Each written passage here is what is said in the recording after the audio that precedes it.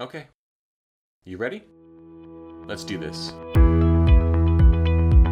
You're listening to Explore Magazine's Live the Adventure podcast.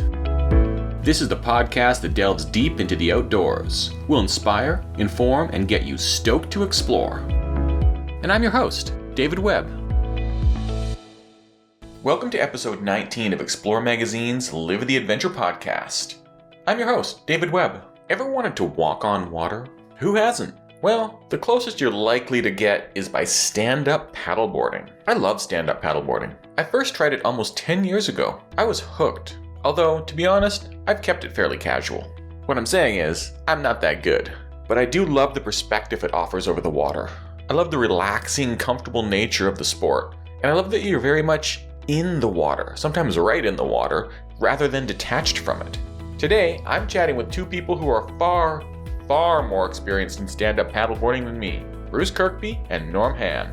Both are experienced explorers and avid paddleboarders. Norm is an instructor and guide based in Squamish, British Columbia, and Bruce plies the dynamic waters around his mountain home of Kimberley, BC. They're also both Mustang Survival ambassadors, and they're avid, multi-day stand-up paddleboard expeditioners. That's right, these two guys do open water crossings and week-long self-supported missions on a SUP. How do they do it? And why? And how can you follow in their paddle strokes? Stay tuned for Bruce Kirkby and Norm Hann. All right, Norm Hann and Bruce Kirkby, welcome to episode 19 of Explore Magazine's Live the Adventure podcast. Thanks so much for joining me. I wonder if you could just take a second to introduce yourselves to our listeners. Norm, we'll start with you. Yeah, sure. I'm Norm Hann, and I live in Squamish, BC. I've been here for a number of years. I've got a guiding business, stand-up paddleboarding guiding business that I've been operating probably for the last 11 or 12 years. So we do a lot of multi-day paddling trips where we, connect people to wild places and cultures. I'm also a Paddle Canada instructor, so we do a lot of training with our business, and we operate some programs right here in Squamish. But outside of that, just enjoy being in the outdoors, in the mountains, on the rivers. Spend a lot of time on the ocean paddling and surfing, and just trying to get out as much as I can. Awesome. Yeah. And if you're a subscriber to our magazine, you'll recognize Norm's name from the latest edition as well as in the past. And Bruce, tell us a little bit about yourself.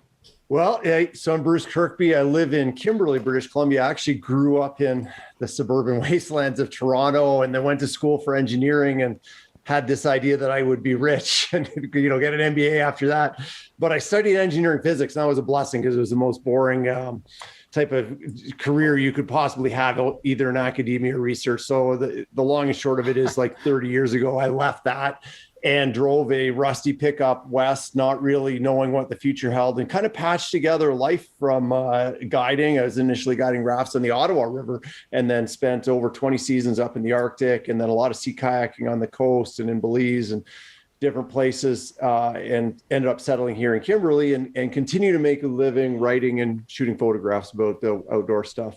Absolutely. A lot of Explorer readers will recognize your name from some of your books and some other projects that you've been involved in, as well as appearing in the pages of the magazine from time to time. Not for a while, which we should probably remedy, but you have definitely in the past. But yeah, there's so much going on. But today I want to focus the conversation around stand-up paddleboarding. You're both Mustang Survival ambassadors, and you're both paddleboarders in different ways, but also you seem to have a similar passion for the sport. I wondered, I'll start with you, Norm, if you can tell me about your introduction to paddleboarding. What is it about this activity that captured you? Well, I think for me, it was must have been around 2008, and I had actually seen Laird Hamilton surfing with this paddleboard, stand-up paddleboard. So I really saw it sort of from its Hawaiian roots with, Laird sort of bringing this sort of ancient sport back. And I've always loved surfing. I grew up in Northern Ontario and moved out west in 99. So I'd always sort of had a paddle in my hand on the Northern Ontario lakes and rivers. And so I thought it was a beautiful combination of, paddling and surfing. And it was really, I think, the surf that attracted me to the sport initially. And so when I saw that, I thought, wow, this looks pretty amazing. And almost immediately after watching that DVD, I went out and tried to find a stand-up paddleboard, and I ended up finding one in North Vancouver. So I think my first paddle was in Deep Cove, and then the second one was out on the coast surfing in Port Renfrew. So wow, that's a pretty big learning progression, actually. Yeah, totally. Well, it's, and I think that's one of the beautiful things about the sport. It's a nice challenge, and especially at that time, at the front end of the sport, then you're just looking at ways to use this new tool and to learn about it and to take it into the various environments that we have. And I think that's the beautiful thing about paddleboarding as well, is that it doesn't matter what physical environment you're in. This tool will match the rivers, for example, where Bruce is at in Kimberley. It can match the ocean out here. You can surf.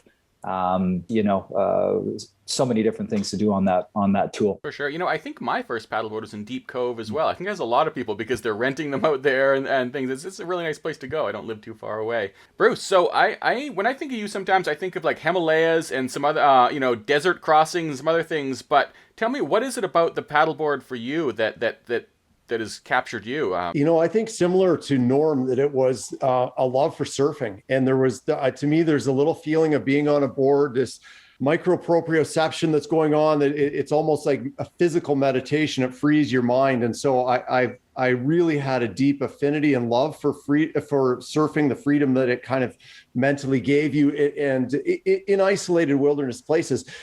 And I live inland, so I never found any way to satisfy that. And really, I came to paddleboarding on a whim. A guy called Duff Gibson, who was a Canadian, he won a gold in skeleton at the Olympics, called me up, and he was doing a fundraiser for Stephen Lewis, and he wanted to paddle 100 kilometers from Vancouver to Victoria. And he wanted to understand the tides and the winds. And I said, look, I'll tell you everything I know as long as I can come along.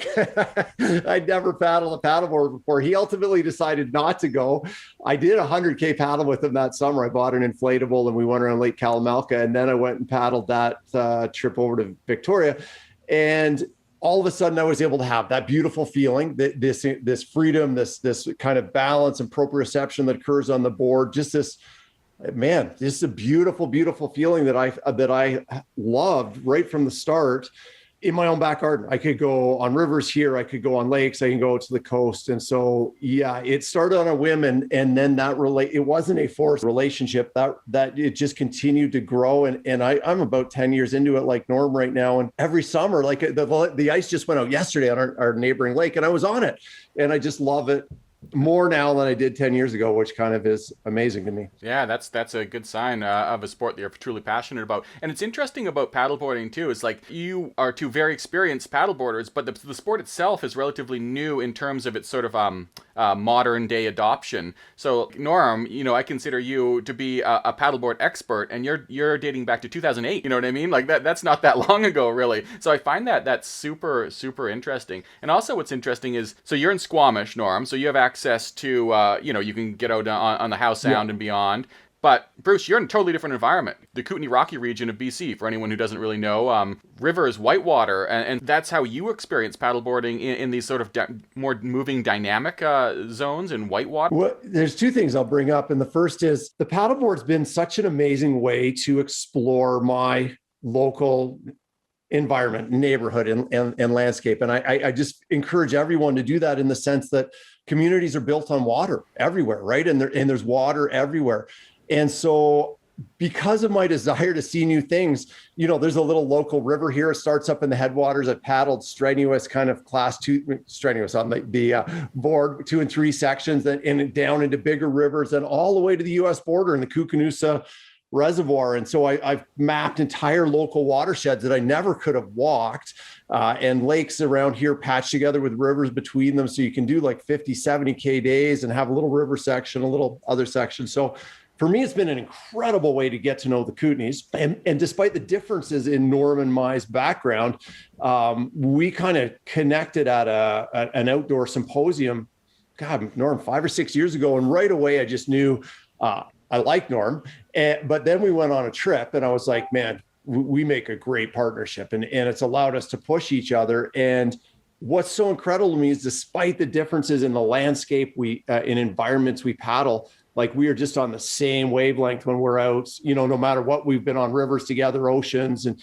different places. And we just feel totally tuned into the same thing. So what was that trip that you went on for the first time together? Norm, you should tell them about it, but it was a grease trail. Norm's really connected to the Gitgat First Nation in the Great Bear Rainforest. And he was just generous enough to invite me along on that trip. Norm, you should explain it. Yeah, I mean, it was a trip that I've been looking at, having worked in Gitgat territory for, around 20 years. I'd heard about this old trail where they used to trade Ulukan grease.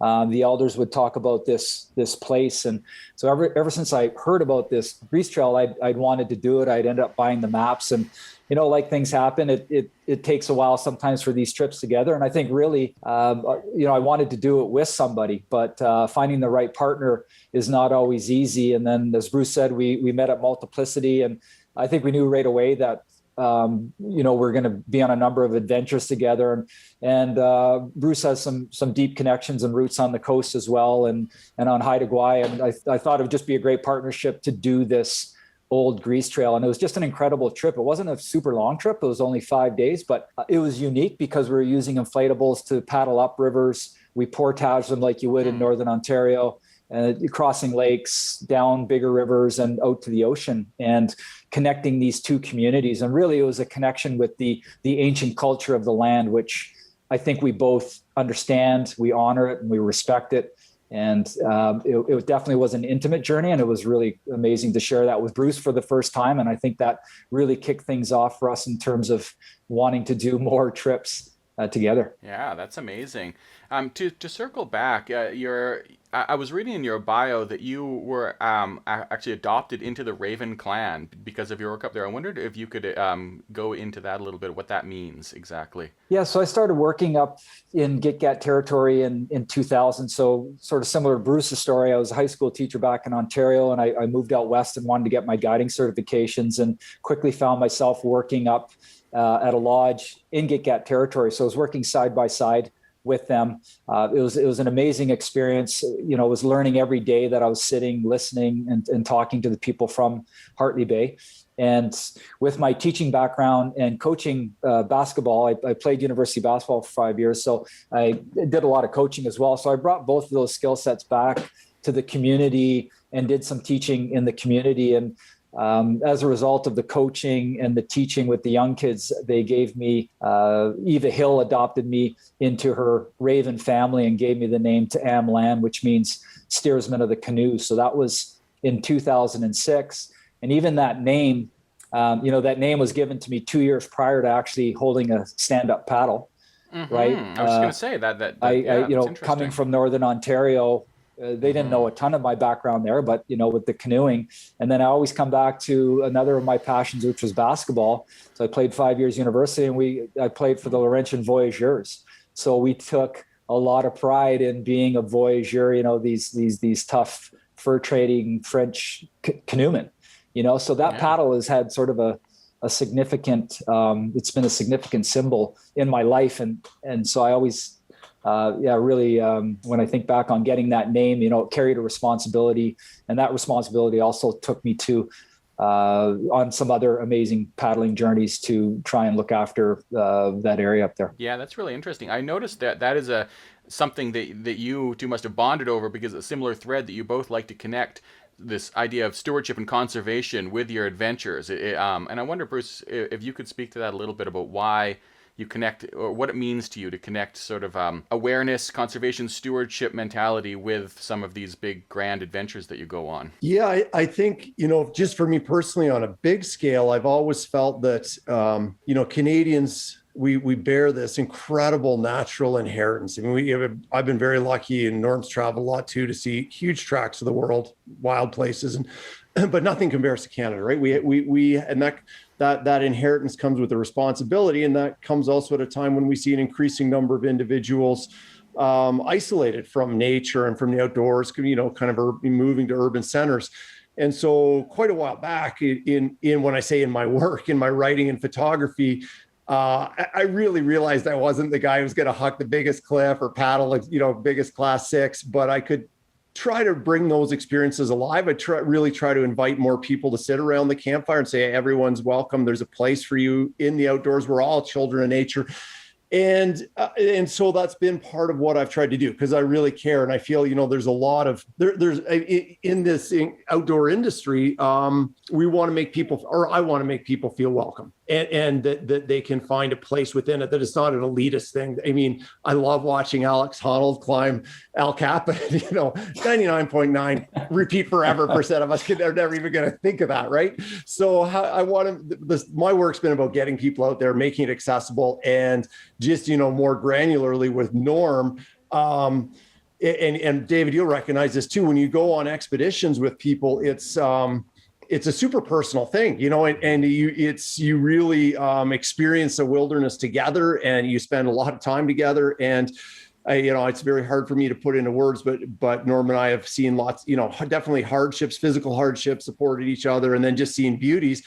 And when you get it the same way and you support each other and open each other's eyes to new things, it's just such an amazing experience. And I think as a guide, I'd spent a lot of time, trying to facilitate that for people. And all of a sudden I went out with Norma. I was like, man, this is easy. We're paddling 80K a day and we're just having a great old time. So it was really good.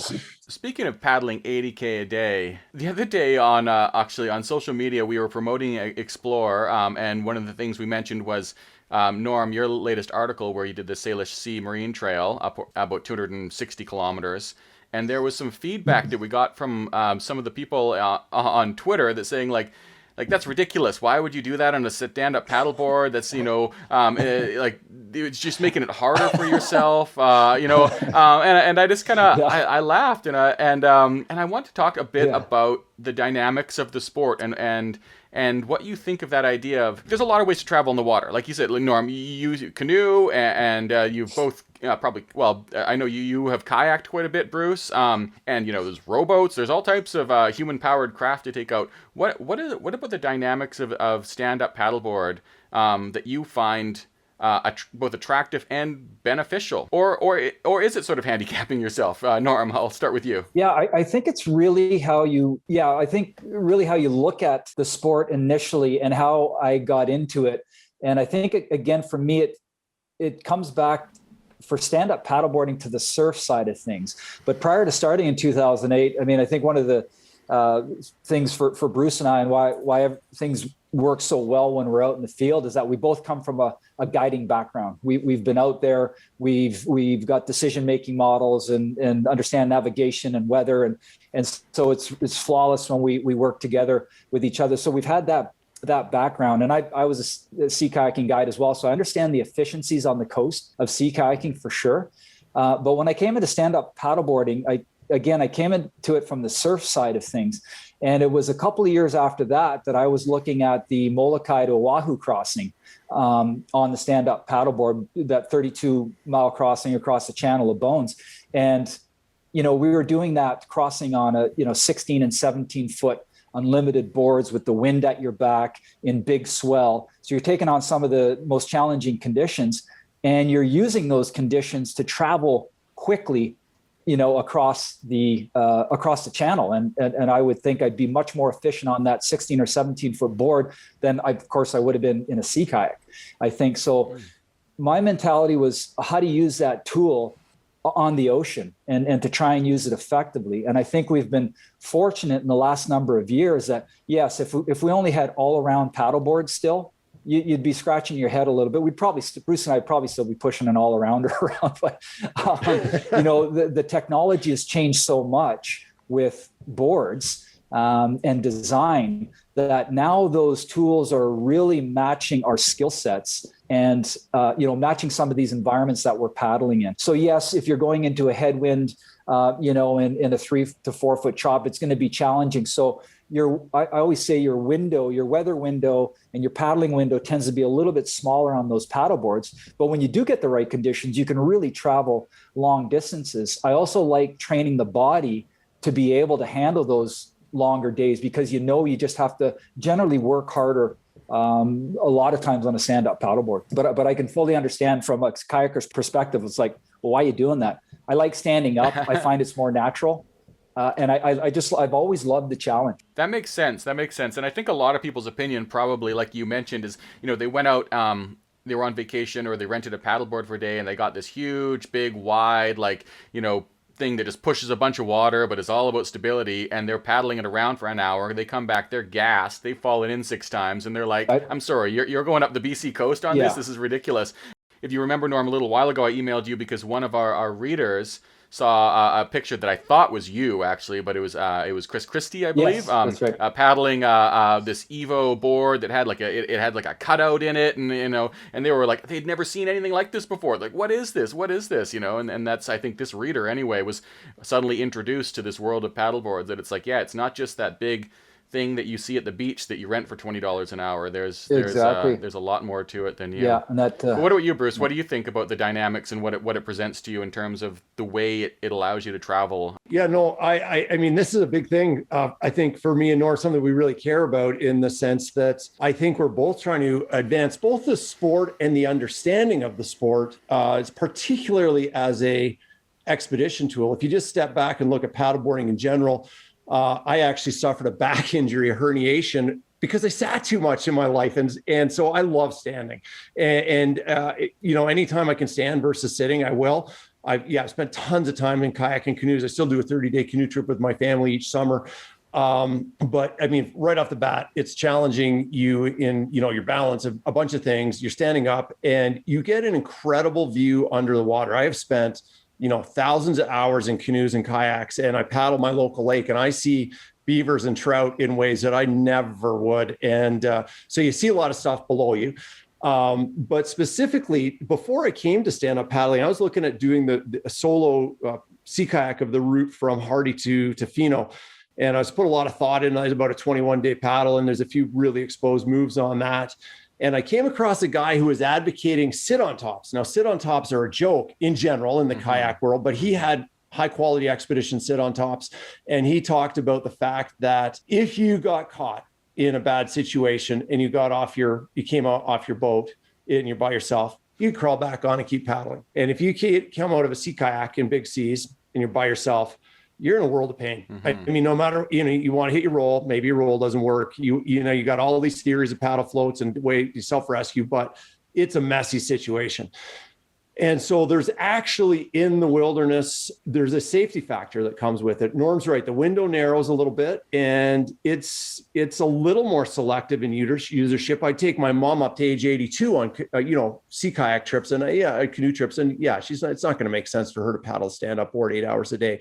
But that being said, it's an amazing challenge for the body, and it does come with some advantages. And the final point is, I think both Norm and I are working really hard with board companies that we work with to create, really legitimate expedition-worthy boards for for Pacific Northwest and for other coasts, because I don't think we're quite there yet. We're getting close, but and I think there will be a bit of a revolution in terms of people's understanding of what you can actually do on these.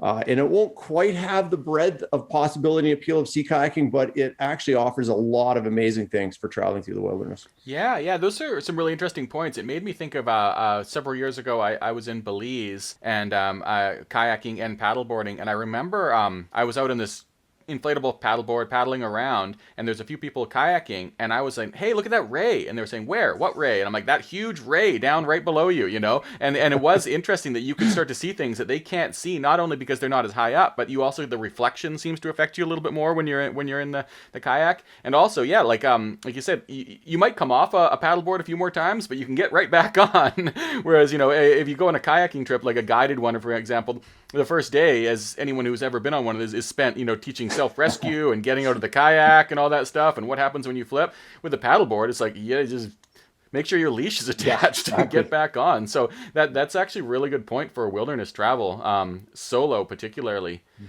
But what about, in the latest Explore 2, we have an article written by Frank Wolf where he does 1,000 kilometers self-supported up the BC coast. No food drops, nothing. Would that be, something like that ever be possible on a SUP? Are people doing that, or are there limitations that you're just going to inherently run into, that you couldn't possibly pack as much gear? Norm, I wonder if you could speak to that. I think there's definitely an advantage, with the kayak and being able to probably carry, more weight from that standpoint, and that weight is packed properly in a sea kayak and the hatches. With that said, I think as the technology starts to change with the boards, and where you're able to sort of have bigger areas for protection of that gear and the food.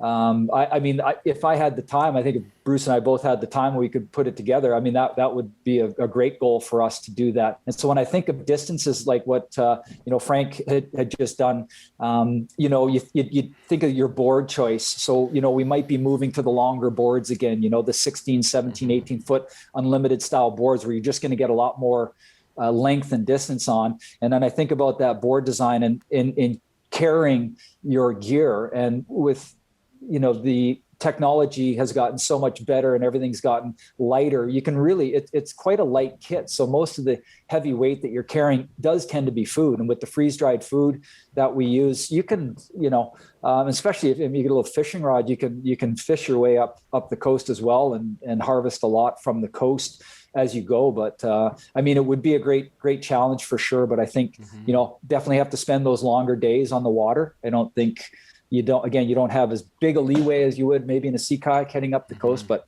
certainly is a great challenge. And Carl Kruger, he did the race to Alaska, and I think he traveled, he was on it for 2 weeks. That's what I was going to say. Yeah, I was actually just thinking about that. As you were saying that, I was like, what? I remember because Colin Angus, who writes for Explorer, did the race to Alaska in a rowing sailboat that he makes, and he mentioned that someone was doing it on a paddleboard. And I remember looking into that, and then even the race organizers, I think, had to check this guy out and be like, are you just a nut, or are you actually able to do this? And he was sleeping on his board, apparently, in some cases. So I suppose, it's interesting to think that the limitations aren't necessarily there, that it is something you could take on major expeditions. Yeah, with. For sure. And I think, Carl, with that, again, he had a long board, and then you think of all aspects of it. So you think of, your conditioning, you think of your gear choice, you think of what you're bringing on that. And I've always loved trying to do something that a lot of people think either can't be done or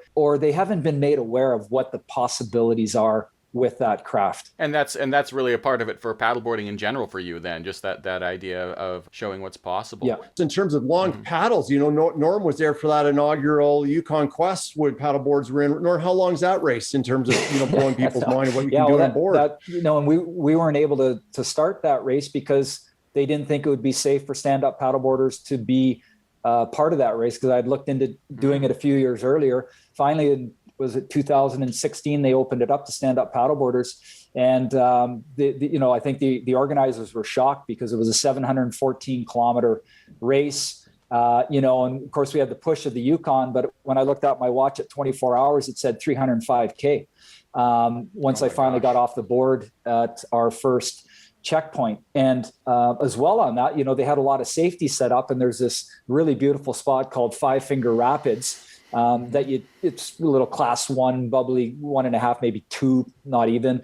But it seemed like we, in the pre-race meeting, we had about half an hour was dedicated to rescues, and everybody's going to be set up. And if you go over, and I remember one of the guys, Bart and I went through it first, and there was one guy behind us, Stephen Waterhouse from that area up there. And he came charging through these. He didn't have the right stance. He got launched forward into the water. Boom, just as Bruce said, back up on your board, and he was paddling away. And all the rescue people were like, what? That's it? Like that, so it really opened their eyes from their safety standpoint. It opened their eyes because when Bart and I came in and Jason Bennett, into the first checkpoint, we were well ahead of many teams who were in kayaks and canoes and all of that. And as the race went on, we got passed by a number of them, but I think our goal was to get in under 55 hours, and myself, Barton, and Jason, were able to get 715K done in under 55 hours. That's incredible. I would have loved to see the look on some of the Yukon old timers as you're going down that river on a stand-up paddleboard. It's like, I've never seen that before. That's great. Yeah, and I think it's just, when people don't understand, like, again, as you're saying, David, they maybe look at stand-up paddleboarding as these all around, floaty toys up at the lake. And, we're so far beyond that. And it's been beyond that for a while, but just in developing these new crafts, as Bruce said, it's been really fun working with companies to design the right tool for the job. So is that one of your all-time most epic trips, the Yukon Quest? I would say, for pushing. And I mean, the Yukon is such a beautiful place, and I'd always wanted to go up to the Yukon. And I think the other thing that I always loved doing, I think Bruce and I both feel the same way, is paddling on on historical waterways. I really enjoy researching the history of the area, and certainly the cultural history of the area. So what type of use, for the Yukon River, obviously it was, gold rush and a lot of trading back and forth, but it was a natural corridor for First Nations traveling. And I always love being a part of that history and a part of the land and researching that. And Bruce, epic trip. What's what stands out? Well, yeah, there's been lots, but the one that involves falling in the water, I should tell. And so Norm and I last summer wanted to try and get around Cape Scott. It was a weird summer because we have a never shortening list of just ideas that get us both so stoked. There's so many places we want to take our boards and try, but many of them were in First Nations territory last summer there, just didn't feel right to go. So we decided we'd try to go around Cape Scott, and it had a really nice paddle away from Hardy and out Galitas Channel, and worked our way into the open part of Queen Charlotte Sound up there. And we got to the Cape, I think after 3 or 4 days, and walked over though. There's a little bite that I'd gone here and I'd actually portaged it in the past on a solo journey. There's a little sand bite, but we wanted to go around the point. And so we looked over the bite, and oh my, it had been blowing from the south for 3 days. I mean, the sea was angry, big, 3-meter swell. It was just like, okay, we aren't going around right now. And I think it was, to be fair, pretty intimidating. We went out to the rocks and just looked at what was going on, and we were like, that is nutty. And we waited 3 days, and it took a long time, 2 days. It didn't calm down at all. The winds had eased, but the sea was angry. And then the next day was forecast to start a real gale from the northwest. And we had this little window at about, we figured if we got up by 4:45 and on the water, if we got up at 4 and on the water by 4:45, we could sneak around, catch the end of the ebb. We had about 15 minutes. You don't want to be out there when it's flowing. This is the northernmost part of Vancouver Island. And so we got up, it was too dark to see. Finally, you could just basically make out a few rocks, and there's Norm. Okay, we'll go. You take a picture. It's just all purple and this little blurry thing. And we got out, going around the Cape, and it was still some pretty beady swell coming in. And now it was blowing from the north, a little choppy. The current was already flowing, and it was a magical moment. I mean, you could just see the sunrise smoldering in the east, and these seabirds were just flying by us at waist height, just in lines, small. It was just like a really spiritual, epic experience for both of us. But I do remember we were kind of heading inside. There's some rocky little islets you can protect yourselves off, and this huge wave reared up right where we were heading to, and we're like, yeah, we're going outside everything. And as we made that decision, something caught my tail. And I was like, I felt I yelled something. And Norm's like, you okay? And I'm already back on paddling. I'm totally good. Just keep going. And so there was the proof in the pudding. Right at the most crucial moment, I went flying, and within 5 seconds, I was paddling again. And we were very lucky for that. Once you got around the Cape, the coast opened up, and it was just beautiful beaches and really, really beautiful. So that was a very special trip for both of us, I think. And you're totally exposed out there. So you're talking about open ocean travel for all intents and purposes on the stand-up paddleboard, which is interesting in itself. I don't often think of it as something that you're going to go out into the big rollers of the Pacific. Yeah, and I think what's great too with Bruce and I doing that trip and exposing yourself to those types of areas is, again, it comes back to the decision making, and I think that's another area where Bruce and I with our experience really, really trust each other. And I think we're on the exact same page in terms of risk as well, in terms of what we're going to expose ourselves to. I mean, we've got families and want to come back, and we make conservative decisions. We really we're not just wild and heading out and into breaking seas and stuff. But if you want to get somewhere on a stand-up paddleboard, you have to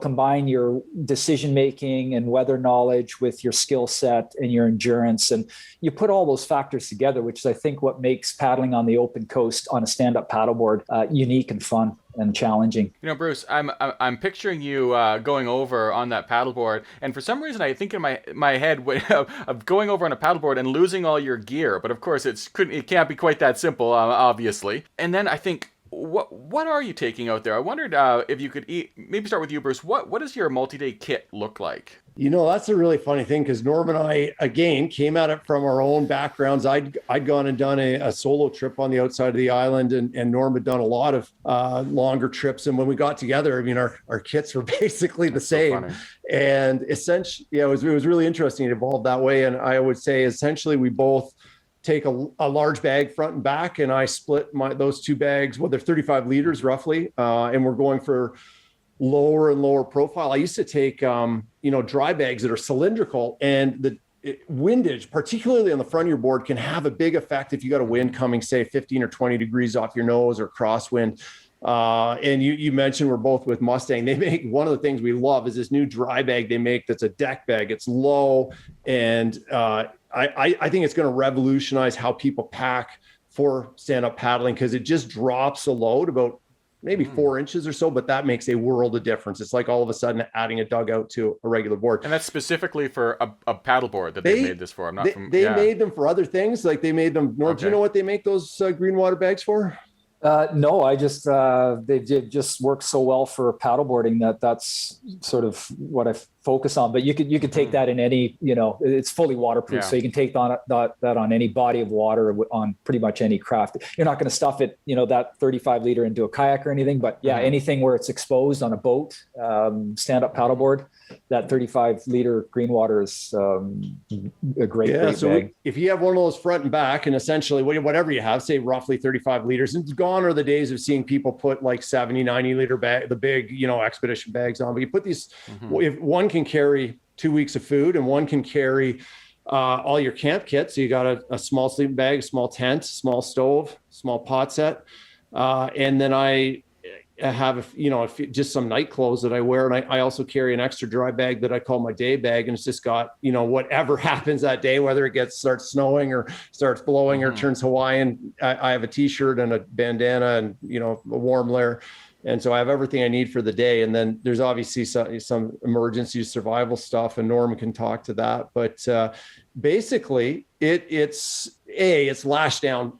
Your board could take a beating and go through a surf landing. It should be ready to go through a surf landing and get pummeled, and the stuff's not going to come off. And it's also not going to get wet because it's protected in really high quality dry bags. So that's what it looks like. And what about Bruce? You just mentioned the survival gear, and Norm. What does that kind of look like for an expedition? Safety-wise, survival gear. One of the things you look at is what you're wearing. So Bruce and I, we've got a clothing system called Vycobi, and it provides some light protection. So Bruce is wearing that Vycobi system, when we're going around the Cape. So in the water, out the water, you're pretty good. I'm sure we'll be on some trips where we will be bringing dry suits at some point. But, when you're paddling big days and you're really sort of pushing it, you generate a lot of heat. And I think that a lot of times the dry suits, although they definitely provide some real safety protection, I think you have to balance that with, breathability and not getting too hot and warm. But certainly on big solo crossings and big open water stuff like that, the dry suit would work well. We've got communication with us. So we use a DeLorme InReach to be able to communicate. We always have VHF radios as well. So we both carry a VHF radio. So if we start to get separated a little bit, we still can communicate with that. Of course, first aid kits, the Mustang PFDs, leashes, always making sure all that gear is in proper working condition.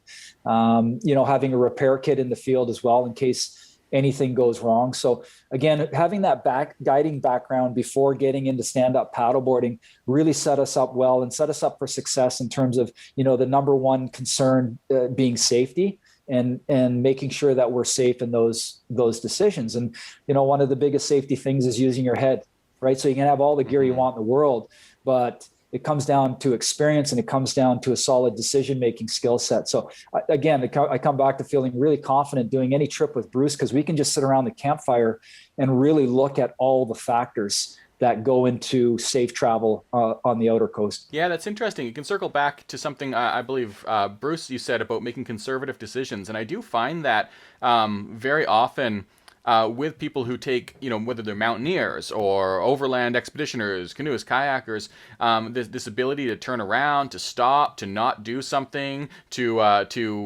sometimes stop right before a goal if it's a mountaineer, stop before a summit and turn around. And it is definitely a thread I see carried through people who are successful, that they have a much more conservative mindset, because you might look at something that you're doing, whether it's a big crossing or a multi-month overland journey or something like that, and think, wow, these guys are crazy, right? Like, they're just going for it, and it's interesting to hear that it's actually quite the opposite in so many ways. Paddling open water, like on the west coast of Vancouver Island, I'm picturing you, and I'm thinking, like, it must be a challenge. Clothing must be a real challenge, because you were bringing that up just a second ago, Norm, with the effort and the heat generated in stand-up paddleboarding. It's, a lot of effort. Then you're also paddling over top. Say you're out in the summer day, it might be warm, but you're also over top of water that could be 10, 8, 9, 7 degrees Celsius. So if you go in, it's not so warm anymore. I had pictured you in a dry suit, but I guess you would just be really kind of suffering out there if you were in wearing that dry suit the whole time, unless it was extremely cold out. Exactly. And I think with the dry suit, when it's cold or really, really gnarly, challenging conditions and you're solo, and it's like, well, what happened if something happened to my board at this point and I had to swim to shore? You start thinking about that dry suit, and we carry a dry suit in a small pack, so it's there. If we thought we needed it, we could put that on. But when you're pushing and you're really generating a lot of heat, you need something, because you're also going to be going through water a lot quicker, when it's like that. And that Vycobie just seems to be a really great system. It's, we use they're called storm pants, I believe, and they've got a little bit of neoprene in the pants. So I've fallen in many times with that system on. And if I need a little bit more heat, I'll throw a shell jacket right over my PFD, the whole works. And that works well. You generate heat, you take the shell off, and away you go. But you're always thinking of those plan Bs and Cs. And I think the other advantage, Bruce and I, is that we paddle together. So if we needed to rescue each other, if we needed to tow each other, if a board broke in half, I could jump onto Bruce's board. I know he's got the strength to paddle me to shore.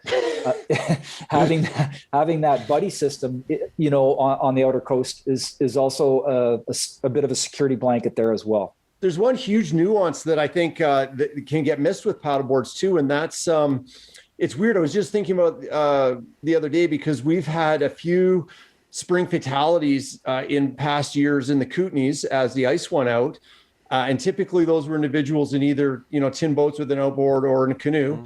And when those get swamped, the individual they may not be, there's a lot of factors, might not have been dressed right and so forth, but they're in the water and they're not going to get out for a while. And with the paddleboard, you're out within seconds, you're out of the water. And so even like on the coast, I remember watching kayakers come around headlands in wetsuits and dry suits, and thinking, oh my God, it's a sunny August day, and there's no chance I could paddle in a dry suit. And I understand why you're wearing it, and really that's because if you get separated from your boat, worst case scenario, or your boat gets full and you can't self-rescue, you're going to spend a lot of time in the water. But with the board, you're not. And so you're able to be safe and dress lighter. You want to have layers there so you can warm up. You want to have a toque you can pull on and different things, and a little insulating layer if you need it. But you're not exposed in the same way, with that ability within seconds to be out of the water again. Yeah, that's another interesting aspect of it. I really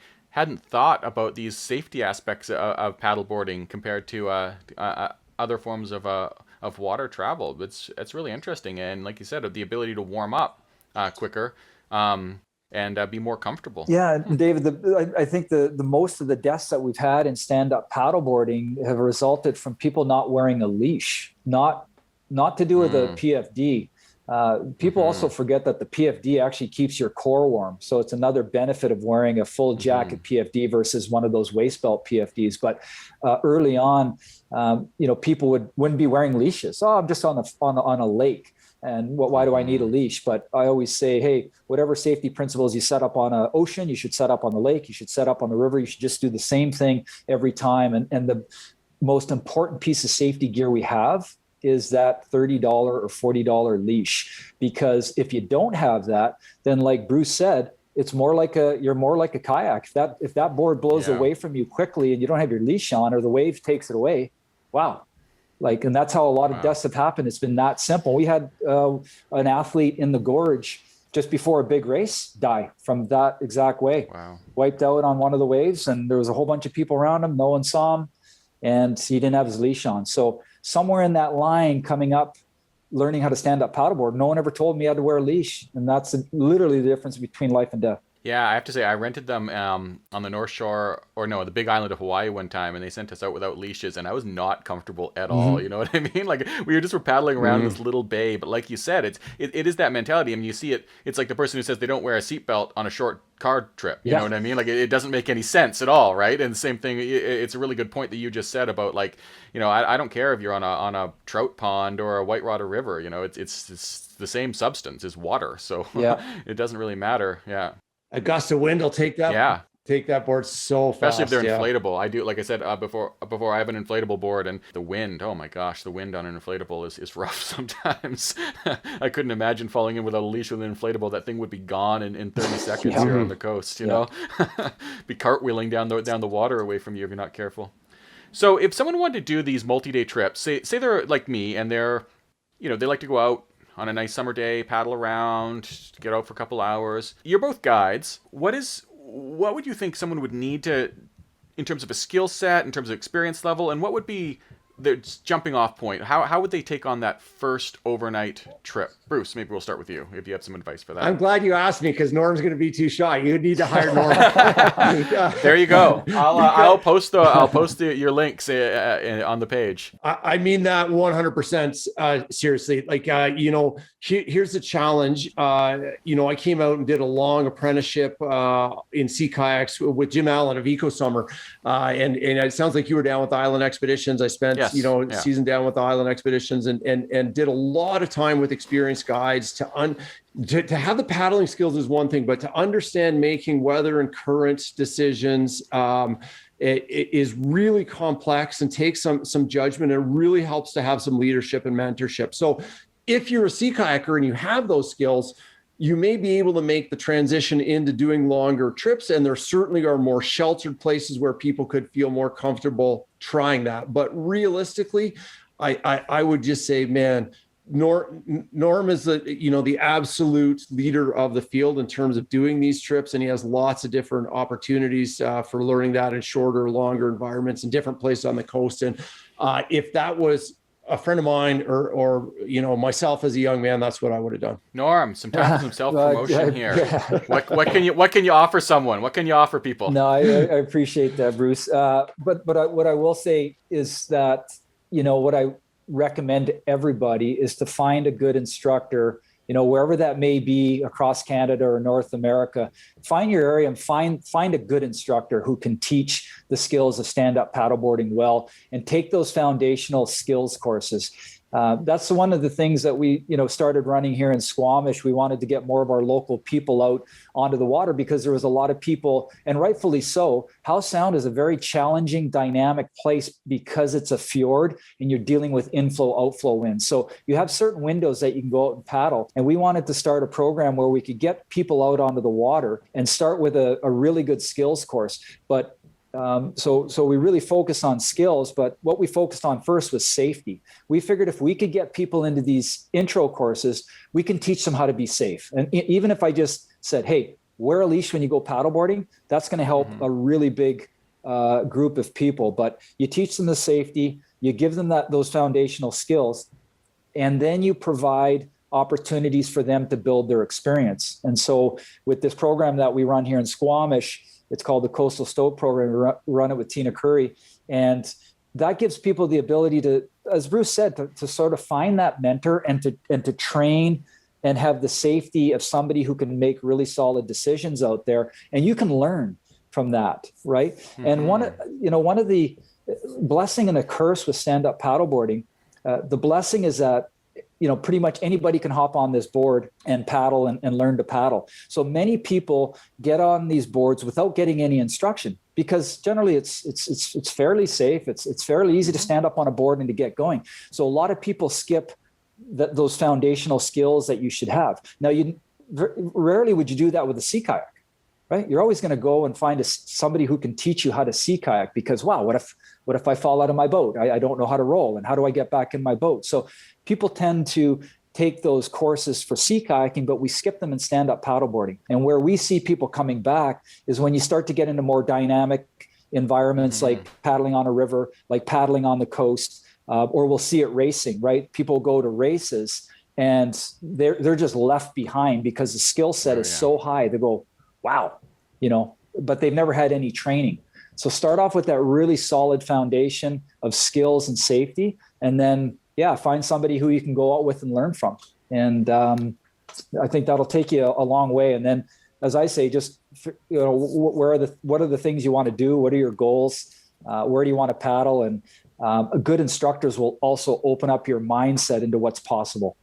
That's really interesting to talk about the blessing and the curse of paddleboarding. Being so accessible is also not necessarily being a good thing, because it might inspire a level of confidence that is unwarranted. But at the same time, there's no denying the fact that it is so accessible that, anyone can do it. I mean, really, like anyone I've seen paddleboard for the first time is always amazed at how easy it is, generally speaking. When they go on these rental boards, like I said, the 3 foot wide boards, and they're just I'll never be able to stand on this thing, and then you just see them paddling around. They're like, oh, this isn't so hard. So that's really good advice. But you're exactly right. I see people, Explorer readers, and some of the things we write about in Explorer, canoe courses, particularly canoe, and throughout Ontario and things, and kayak courses are very, very common.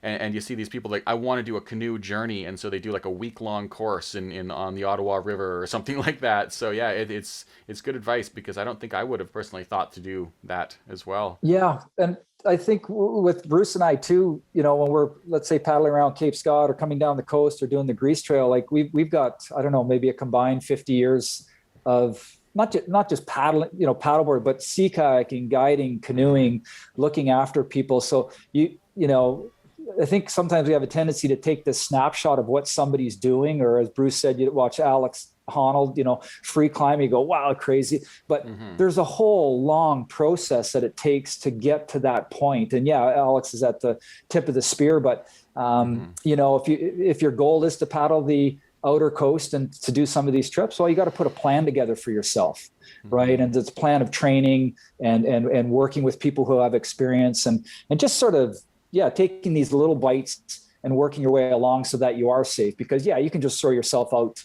on the outer coast and hope for the best, but a lot of times that doesn't work out well. So we can help help put those plans. And learning about the water you're going to paddle. Correct. Too, right? Like the not just the sport itself, but the tides and the hydrodynamics and the weather systems and things like that in the area that you want to. If you're in or if you're in a river environment, right, then you've got to get some really good river training. Take a swiftwater rescue course. Spend some time with people who have experience on that particular river, and just it's so great to search out mentors that can help you along that process. Another part of that blessing and the curse is interesting, is this brings us right back to the start when you said some of your readers were like, man, what were those guys thinking paddling the Salish Sea? and so you can jump on a board, and I see this quite a bit. Getting going's easy, but there are really just like a few fundamental little things that I don't think come intuitively that an instructor could help you with, in terms of preferentially using some of your bigger muscles, in terms of getting the paddle vertical, a few little technique things, and that could revolutionize paddleboarding for an introductory, for a newcomer to the sport. And so because it's so easy to get on, you see people not do it and then assume, okay, paddleboarding is always, horrendously difficult if the wind comes up, or, I have to pay the dues in a physical sense. But I think that many people with just a little bit of instruction could really revolutionize the way they move on a paddleboard in the water. You're definitely inspiring me, because wind has always given me a heck of a problem whenever I'm paddleboarding. A few years ago on Oahu, I tried to paddle surf for the first time. It was actually kind of a funny story, because I surf a little bit. Like, I don't ever say I'm a surfer, because people are like, you're a surfer? I'm like, no, I'm terrible. Like, I'm terrible at surfing, but I enjoy it, and I like to get out there.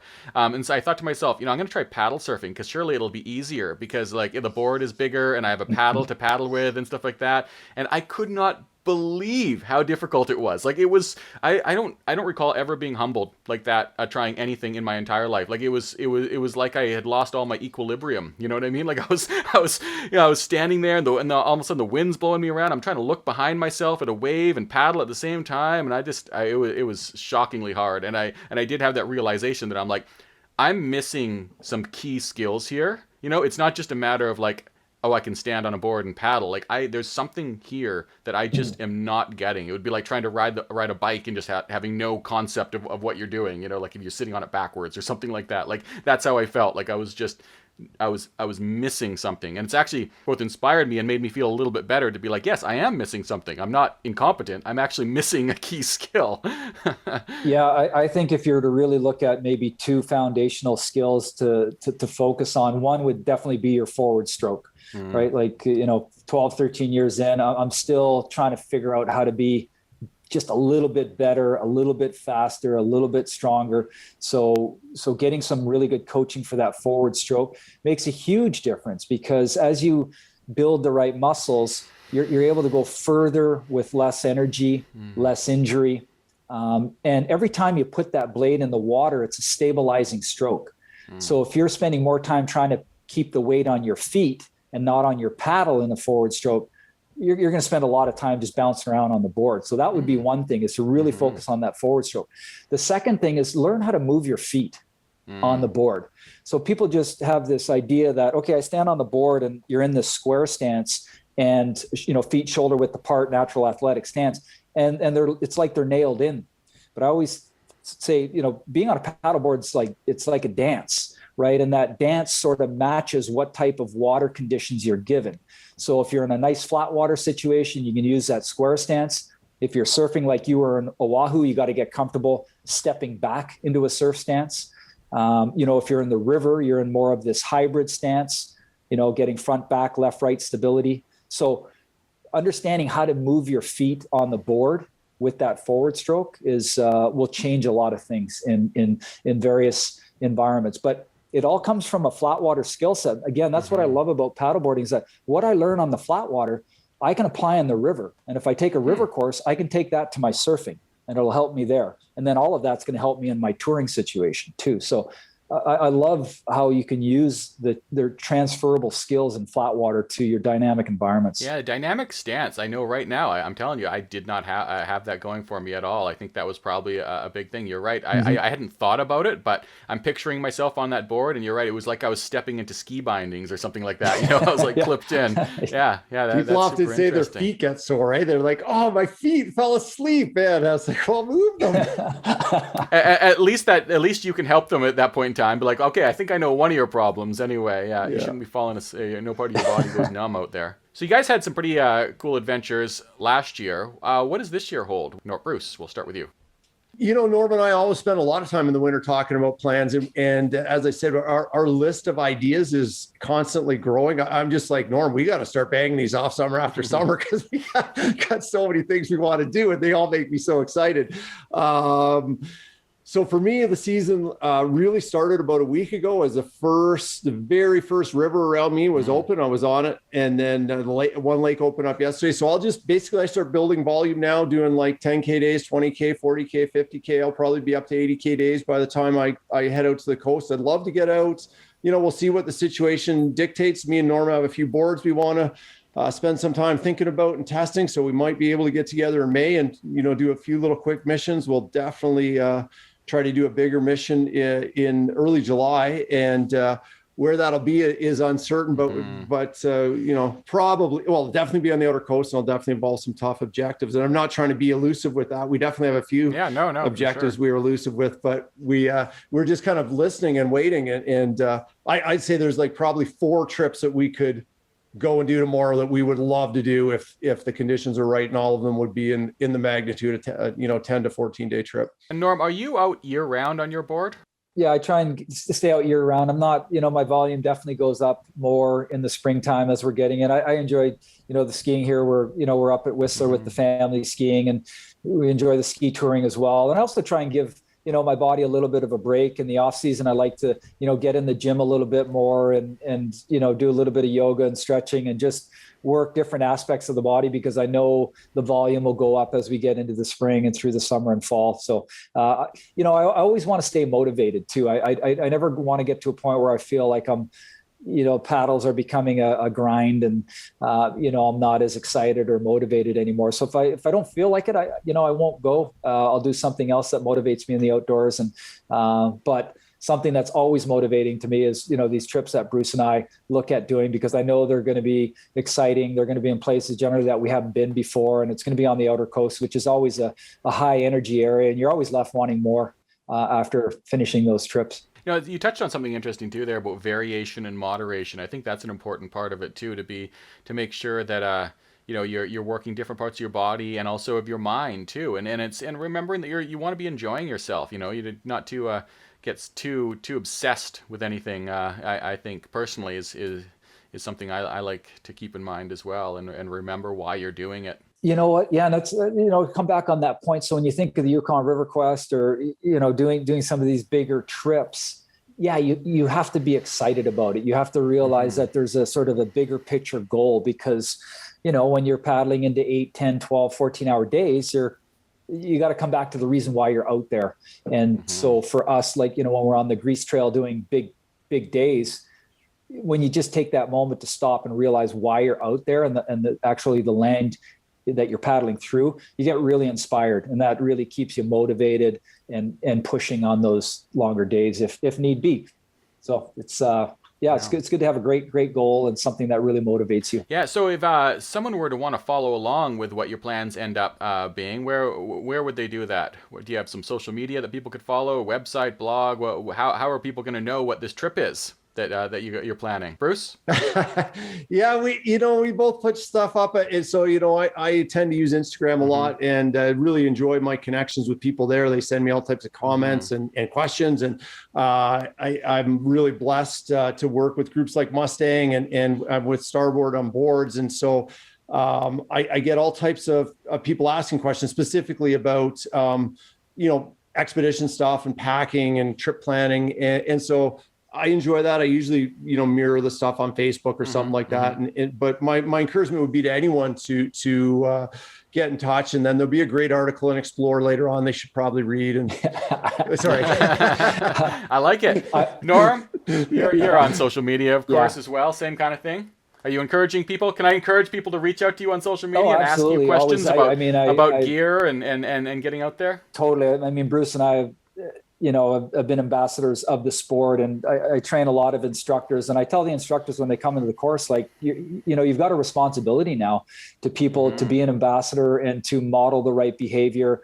And, we need to share the sport properly and safely with people. I just feel it's a role that we have to share information and to get that information out. So yeah, I'm on Instagram, and that's where we share a lot of our adventures on there. But, as Bruce said, even with these magazines, so some of the writing that, that Bruce is doing, I'm trying to do a little bit of writing myself, but I love picking up a magazine and flipping through the pages, like the latest one with Frank. I love the coast. So anytime I can get information on the coast or see beautiful pictures, like, to me online, I need to have something in my hand, and I still love the magazine for that. And, reading about these stories and looking at the beautiful pictures, they always inspire. Good. I'm glad to hear it. Yeah, that's a common common feedback we get about the magazine. It's easy to think that glossy print magazines are the way of the past, but it is a different experience. I call it the lean back versus lean in experience. When you're being sort of guided through an experience with a magazine versus like searching out some information.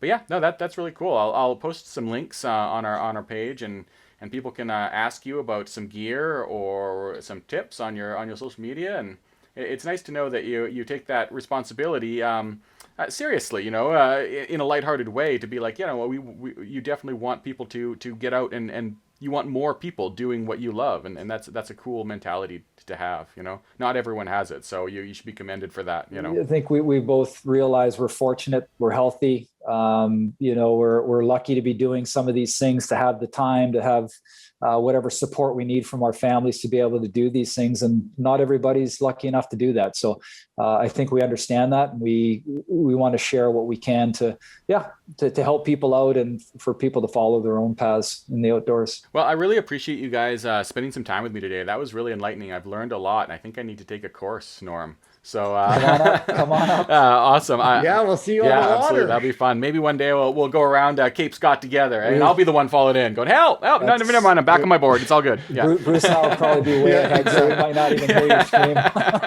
You definitely will be, by the way. All right. Thanks a lot, guys. I'll talk to you again. Thanks, Dave. Thank you very much. I don't know about you, but after 2 hours in a kayak, I'm ready to get out.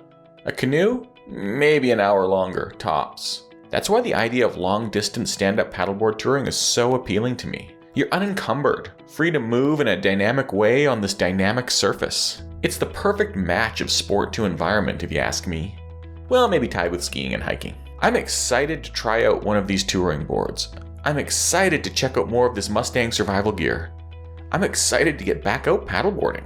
Head over to explore-mag.com/podcasts and select this episode to find out more about the Mustang Survival gear mentioned in this episode, as well as links to Bruce and Norm's websites and social media. But for now, it's time to go for a paddle. Thanks for joining me today. I'm your host, David Webb, and hey, live the adventure.